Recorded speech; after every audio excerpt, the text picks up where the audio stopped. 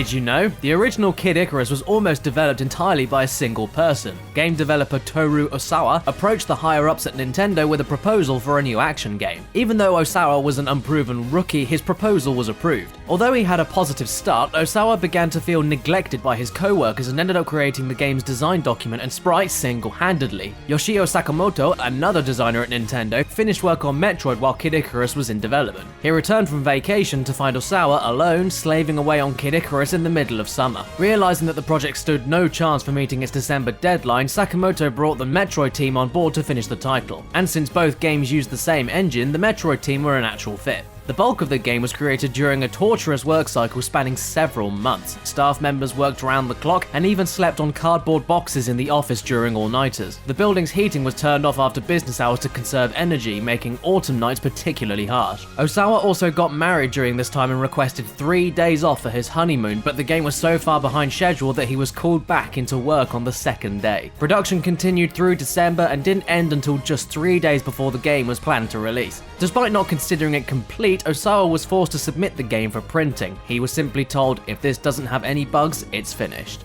The North American version of Kid Icarus was released several months later and received some extra polish. This included a staff roll at the end of the game and coloured backgrounds for the game's ending cutscenes. Both versions include the same 4 basic endings, where Pit is transformed into various forms ranging from a lowly farmer to a fully fledged angel depending on the player's performance. The US release includes a 5th ending not found in the Japanese version, where Pit receives a kiss from the goddess Palutena. Similarly, the Japanese release also features its own 5th ending, where Pit is transformed into a speck nose. Kid Icarus was released on the Famicom Disk System in Japan, making it technically superior to the Western version. Most notably, the Disk System version had 3 save slots for players to use, and also tracked high scores. The NES version instead used a password system to save progress. There's a hidden feature in both versions where the player can haggle with the shopkeeper to lower the prices of items. On the Disk System, this was done by talking into the controller's built-in microphone. NES players would instead have to press both the A and B buttons on a second controller. The 3D Classics re-release of Kid Icarus on the Nintendo eShop was based on the Disk System version and included its enhanced features. Several aspects of Kid Icarus's design were inspired by Osawa's own life. The overall setting and enemies came from his interest in Greek mythology, and the Speck-Nose enemy was inspired by the prominent nose of the game's composer, Hirokazu Tanaka. The game's eggplant wizard was spawned from Osawa's own love of eggplants, but was also a reference to the eggplant men in Wrecking Crew. There was also a type of enemy introduced in Kid Icarus known as Komatos, which bear a striking resemblance to Metroids in both design and behavior. The name Komato actually comes from Komitoro Ido, meaning Metroid child. The game's sequel, Kid Icarus of Myths and Monsters, was released in 1991 in North America and Europe. However, it wasn't released in Japan until 2012. Japan's first chance to play the game was through the 3DS Virtual Console. Following the release of Myths and Monsters, the series was dormant for almost 20 years. Although no games were published during this time, there was at least one attempt to revive the series. For a year, starting in March 2007, game developers at Factor 5 worked on a grittier, more mature reimagining of the series. The project had the codename Icarus and was planned to be a third-person shooting game with flight combat elements. Little progress was made, and Nintendo was seemingly unsatisfied with the direction Factor 5 were taking and decided against turning Factor 5's project into a full game.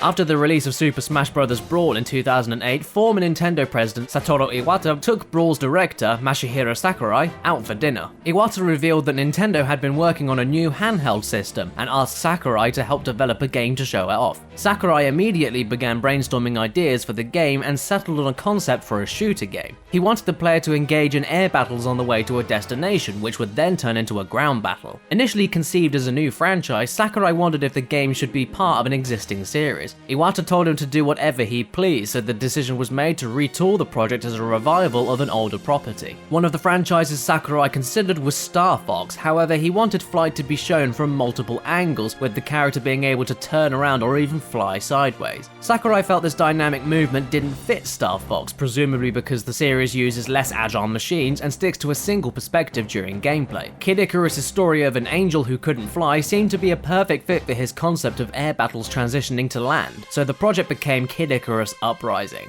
Nintendo's new handheld, which would then become the 3DS, was far from finalized at this point, and Sakurai was the first person outside of the company to know of its existence. Because of this, there were no development tools available, and the team started out making the game on PC and even the Wii. Sakurai personally disliked games where story took precedence over gameplay, so in order to ensure development on Uprising went smoothly, he wrote the entire script himself, with every character in the story being designed around their gameplay. The script originally included 3 additional chapters that were scrapped early in development. While he wanted the game to feel fresh, Sakurai also wanted to make it feel part of the Kid Icarus series. He boiled down the series' appeal to 3 main elements: the difficulty, the music, and the silliness of the game's setting. These 3 concepts formed the core principles around which Uprising was designed. Kid Icarus Uprising is known for numerous nods and references throughout the game, but few are harder to find. On the game over screen, for instance, holding down on the D-pad or circle pad will cause an 8-bit Grim Reaper from the original Kid Icarus to appear. And in Chapter 5, there's a level 8 intensity gate that leads to a room with images of a shop from the original Kid Icarus on the walls.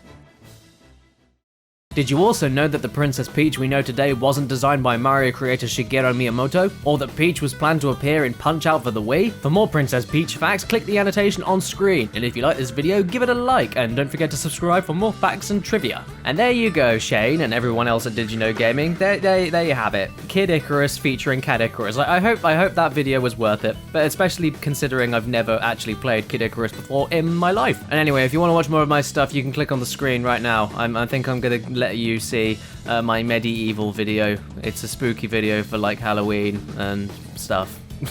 I don't know, what do you want me to say?